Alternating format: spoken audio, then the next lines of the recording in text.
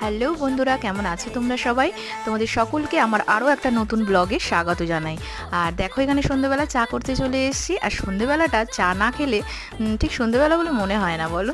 তো দেখো, এখানে আমার চা হয়ে গেছে, তো চাটা সেঁকে নিচ্ছি, দিয়ে দেবো নানিকে, আর আমি খাবো। বাবা তো খাবে না। আর এখানে দাদাভাই চপ নিয়ে এসছে, তো বাবাকে এখন চপ মুড়ি দিয়ে দিচ্ছি। এটা হচ্ছে বাবার ফেভারিট একদম, জানো তো। আর আমাদের জন্য এখানে নিয়ে নিলাম, আর ওদিকে নানিকেও দিয়ে দিয়েছি। তো চলো এখন একটু চায়ের সাথে চপ মুড়ি একটু খাওয়া যাক। আর ওদিকে মেয়েকেও দিয়ে দিয়েছি। তো এখন একটু টিভি দেখছি, আর মেয়েকে একটু পরেই পড়াতে বসবো। আর দেখো, এখানে ওকে পড়াতে বসে গেছি। তো আর পড়াতে পড়াতে না অনেকটা দেরি হয়ে গেছে, জানো তো। তো তাড়াতাড়ি করে আবার রুটি করতে চলে এসেছি, আর আটাটা মেখে নিয়ে এখানে দেখো রুটি করে নিচ্ছি। আর রুটির সাথে আছে আজকে বেগুন ভাজা। আর রুটিটা কমপ্লিট হয়ে গেছে, এই যে বেগুন ভাজা বসিয়ে দিয়েছি, আর আলুর তরকারি আর মিষ্টি। এই হচ্ছে রাতের ডিনার।